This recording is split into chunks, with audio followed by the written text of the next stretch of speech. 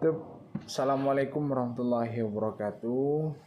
Kawan-kawan sekalian, dimanapun kalian berada, innal hamdalillah nahmaduhu wa nasta'inuhu wa nastaghfiruhu wa natubu ilaihi wa na'udzubillahi min syururi anfusina wa min sayyiati a'malina may yahdihillahu fala mudhillalah wa may yudlilhu fala hadiyalah.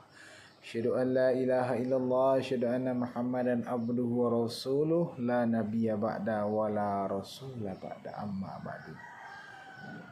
Tak henti-hentinya saya ingatkan kepada teman-teman sekalian, kepada saya pribadi, untuk senantiasa mengucapkan rasa syukur kepada Allah SWT. Alhamdulillahirrabbilalamin, atas segala nikmat yang telah Allah berikan kepada kita.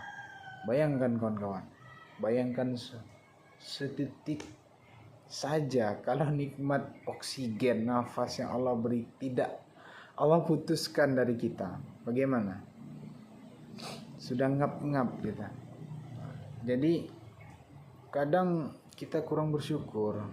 Kita menganggap bahwa Allah tidak memberikan kita kelebihan harta dibanding orang lain. Padahal di sisi lain Allah memberikan kita kesehatan. Alhamdulillah kita diberikan kehidupan. Ada orang-orang di luar sana yang tidak punya tempat tinggal, tapi kita punya tempat tinggal yang Allah berikan kepada kita. Ada juga orang-orang yang tidak punya tempat tinggal, tapi dia punya tubuh lengkap. Ada yang lain itu tidak punya tangan, mohon maaf. Seperti itu. Hal-hal yang seperti ini wajib kita syukuri sebagai hamba yang ingin menjadi taat, ingin mendekatkan diri kepada Allah Subhanahu wa taala. Sebagaimana Allah berfirman dalam Quran, la in syakartum la azidannakum wa la in kafartum inna azabi lasyadid. Bersyukurlah kamu atas nikmatku, akan aku tambah, dan kalau kamu kufur atas nikmatku, maka ketahuilah azabku sangatlah pedih. Kemudian salawat beriringkan salam semoga selalu tercurahkan kepada junjungan kita, yakni baginda Nabi besar Muhammad sallallahu alaihi wasallam. Allahumma shalli ala Muhammad wa ala ali Muhammad, yang telah membawa kita dari zaman jahiliyah, zaman kebodohan, zaman kerusakan akhlak dan moral, menuju ke zaman yang penuh dengan peradaban, penuh dengan akhlakul karimah yang dibawakan oleh Nabi Muhammad SAW melalui Islam yang sama-sama telah kita rasakan pada saat ini. Baik kawan-kawan sekalian, pada kesempatan kali ini saya akan menjelaskan mengenai tafsir karangan Sayyid Qutb, yakni tafsir fi zilalil Quran. Sayyid Qutb ini ulama yang wafat pada tahun 1386 Hijriah. Ulama yang berasal dari Mesir. Jadi membahas mengenai Sayyid Qutb, sebenarnya ini merupakan salah satu tema yang sangat saya senangi. Kenapa? Karena di dalam kelas saya berdialog dengan dosen dan teman-teman, itu membahas panjang mengenai ini. Jadi ada satu peristiwa yang saya ingat betul itu. Saya memberikan pertanyaan kepada teman yang sedang presentasi. Saya bertanya seperti ini. Apa yang terjadi? Disclaimer sebelumnya. Sayyid Qutb ini ulama yang pernah dipenjara ya. Dipenjara.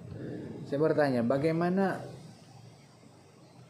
mungkin seorang ulama yang notabene dinilai oleh pemerintahan otoriter pada saat itu sebagai seorang yang mengompori umat untuk memberontak, dan kemudian dia dimasukkan penjara. Saya bertanya, bagaimana kegiatan organisasi yang dia jalankan di luar penjara tersebut?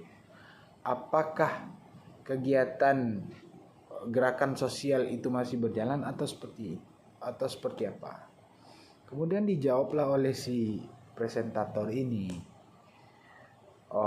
kalau itu lain soal katanya, karena kita membahas tafsir, bukan membahas sejarah di penjara. Nah, Dan ternyata dibela oleh dosen saya. Dosen saya bilang, bagaimana mungkin kamu bilang di dalam penjara itu tidak ada pengaruhnya terhadap tafsir.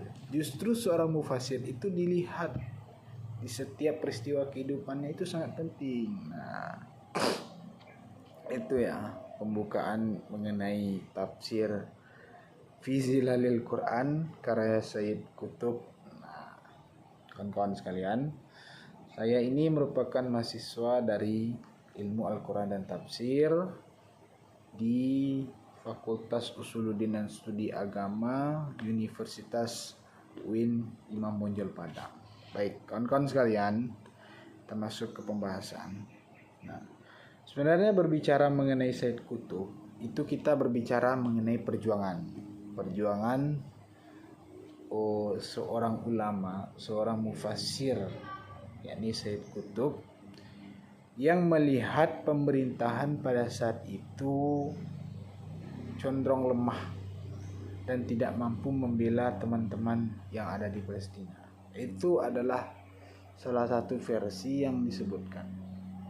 Nah, Sayyid Qutb berupaya dengan mengeluarkan tafsir-tafsirnya dan ceramah-ceramahnya di tempat umum untuk mengambil pemerintahan pada saat itu, dalam artian ingin melakukan kudeta seperti itu.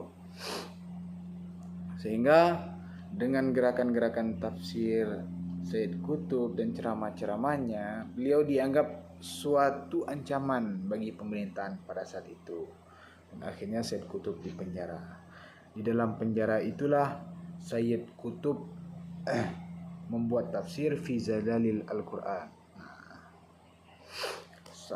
Masuk pada corak tafsir ya.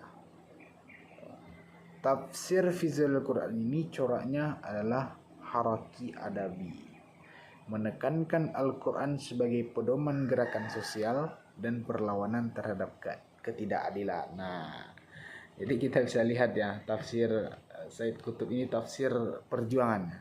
Ini cocok sekali ini sebenarnya dipakai oleh para aktivis, terutama aktivis mahasiswa yang jurusannya Al-Quran tafsir. Secara aktual, tafsir ini sangat relevan dalam membaca kritik terhadap tirani, ketidakstabilan struktural, dan kasus moral politik, meskipun perlu dibaca secara kritis agar tidak jatuh pada ekstremisme. Nah, jadi tafsir fi zilalil Al-Quran karya Sayyid Qutb ini muncul karena keresahan Sayyid Qutb yang melihat bahwa pemerintahan yang saat itu dinilai sangat lemah dan otoriter terhadap masyarakat, sehingga muncullah tafsir fi zilalil Quran ini sebagai gerakan sosial, gerakan perlawanan untuk mewujudkan suatu pemerintahan yang benar-benar memihak kepada rakyat kecil dan kuat gitu. Kuat di luar dan lemah lembut kepada masyarakat sendiri. Artinya Sayyid Qutb ini bisa kita bilang sebagai seorang yang revolusioner, atau kalau di Indonesia itu mungkin bukan penafsir ya, tapi intelektual yang menulis buku-buku seperti Tan Malaka, yang melahirkan gerakan-gerakan sosial dan perlawanan. Namun perbedaannya Sayyid Qutb menggunakan Al-Quran sebagai landasan berpikirnya, sedangkan Tan Malaka itu menggunakan berbagai macam paham-paham atau pandangan-pandangan para tokoh-tokoh. Kira-kira seperti itu. Jadi Sayyid Qutb ini adalah seorang revolusioner yang terjun dengan menggunakan tafsir, dengan menggunakan Al-Quran, sehingga terbitlah tafsir fi zilalil Al-Quran. Kemudian di akhir hidup Sayyid Qutb ini wafat, digantung oleh pemerintahan rezim yang berkuasa pada saat itu. Mungkin demikianlah tema tafsir fi Zilalil Quran ini karya Said Qutb. Saya tutup. Wallahul muwaffiq ila aqwamit thoriq. Wassalamualaikum warahmatullahi wabarakatuh.